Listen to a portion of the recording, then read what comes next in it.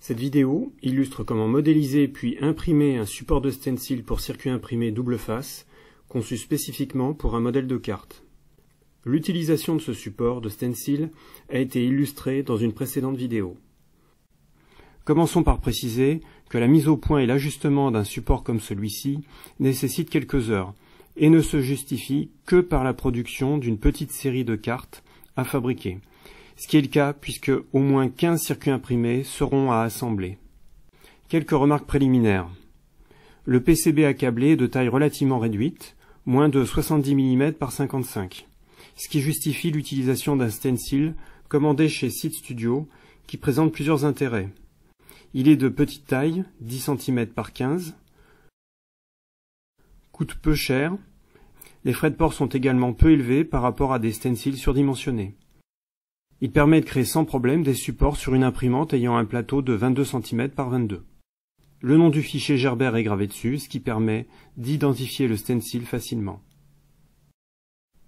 D'autre part, avant de commencer la modélisation du support, il est préférable d'avoir reçu les PCB et le stencil, ce qui va permettre de prendre quelques mesures, en particulier la distance entre les contours des deux faces, si l'on souhaite que le support puisse permettre d'enduire simultanément une face différente sur deux PCB.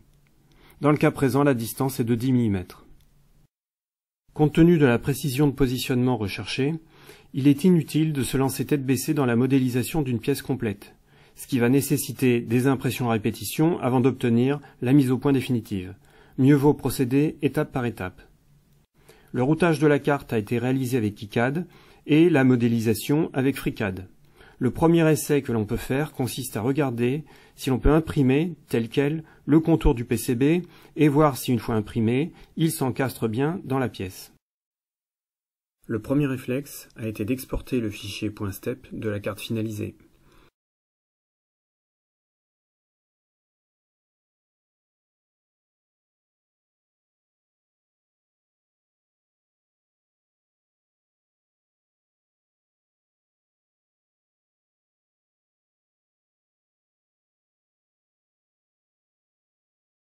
Sous FreeCAD, on crée une esquisse un peu plus grande que le circuit imprimé,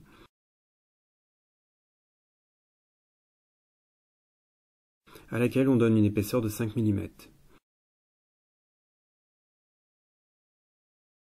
Puis, à partir de l'atelier KiCad StepUp, on charge le fichier .step de la carte dans le projet.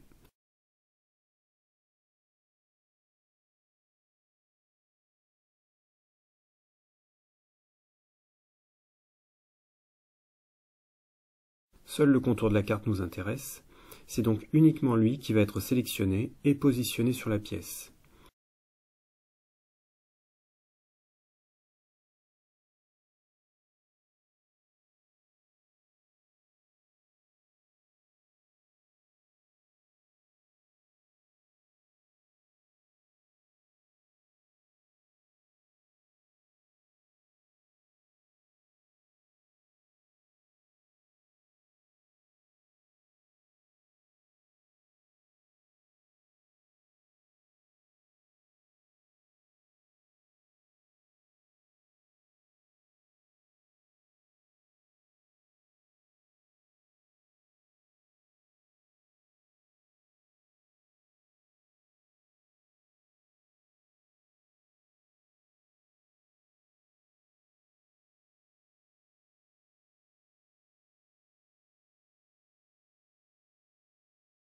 Puis on le fait descendre sur l'axe Z de 1,6 mm, ce qui correspond à son épaisseur, de façon à ce qu'il affleure.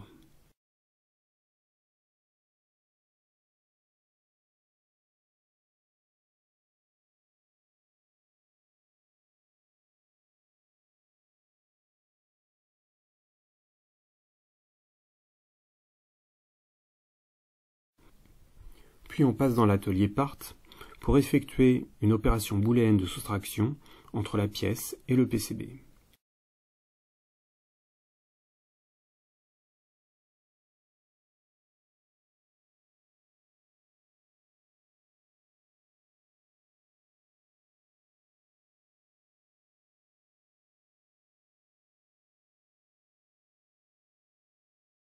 Et là on se rend compte, enfin je me rends compte, que les trous et les vias du PCB deviennent des protrusions dans la cavité. Qu'à cela ne tienne, il faut créer sous KiCad une variante du circuit imprimé sans composants, à laquelle on fait suivre exactement la même procédure que précédemment pour obtenir un résultat nettement plus exploitable. Malheureusement, une fois imprimée, la carte ne s'encastre pas dans la pièce.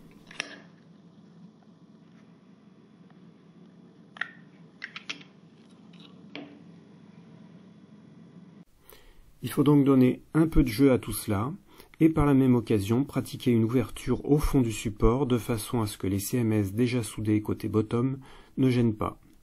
Il n'est plus nécessaire pour cela d'utiliser le fichier .step du PCB créé avec KiCad. On peut rentrer directement des cotations légèrement supérieures sous FreeCAD pour créer les cavités. En comparant les cotations, on voit que la différence est de moins d'1 mm. On peut d'ailleurs vérifier que tout s'encastre bien en ajoutant, si besoin, de la transparence à la pièce.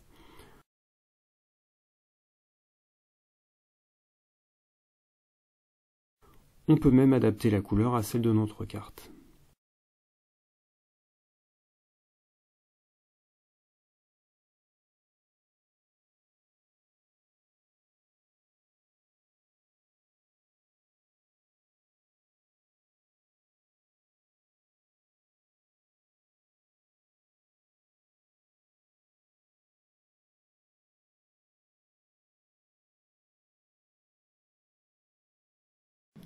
Mais rien ne vaut l'impression pour vérifier.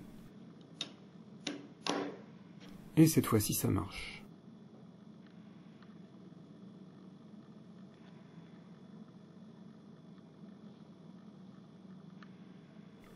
Le plus difficile est fait.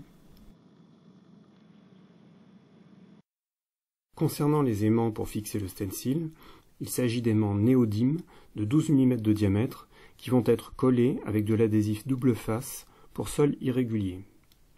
Le diamètre ne nécessite pas une grande précision, par contre l'épaisseur de l'association aimant-adhésif a plus d'importance. Même principe, j'ai modélisé sur un support quelques essais de profondeur et de diamètre différents avant de faire mon choix.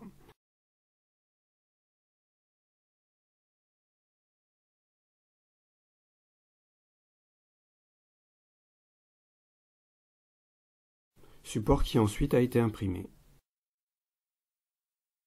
Pour le texte en relief, qui n'a rien d'indispensable, j'ai fait des essais en consultant plusieurs tutos, avant d'en faire ma propre synthèse dans cette vidéo vers laquelle je vous renvoie. Il ne reste plus qu'à associer tous ces éléments pour obtenir le support. Quelques ajustements ont été toutefois nécessaires, mais à la marge.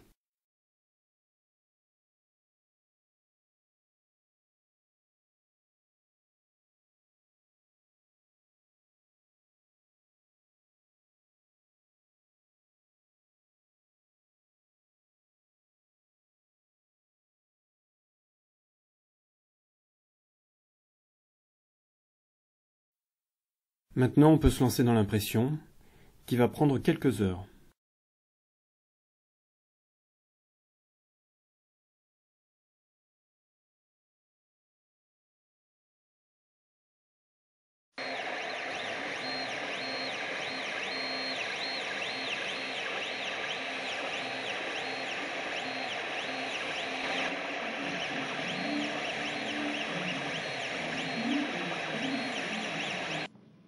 La pièce est encore sur son support d'impression, mais on peut déjà vérifier que les cavités correspondent aux dimensions du PCB.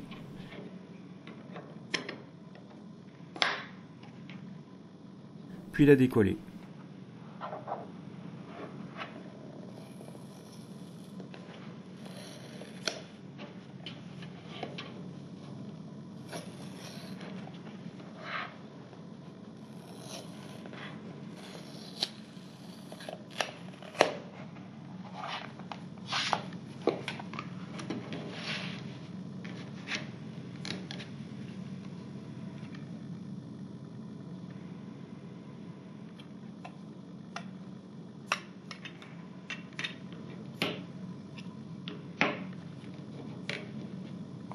Il ne restera plus qu'à ébavurer légèrement le support, fixer les aimants, et c'est prêt à l'emploi.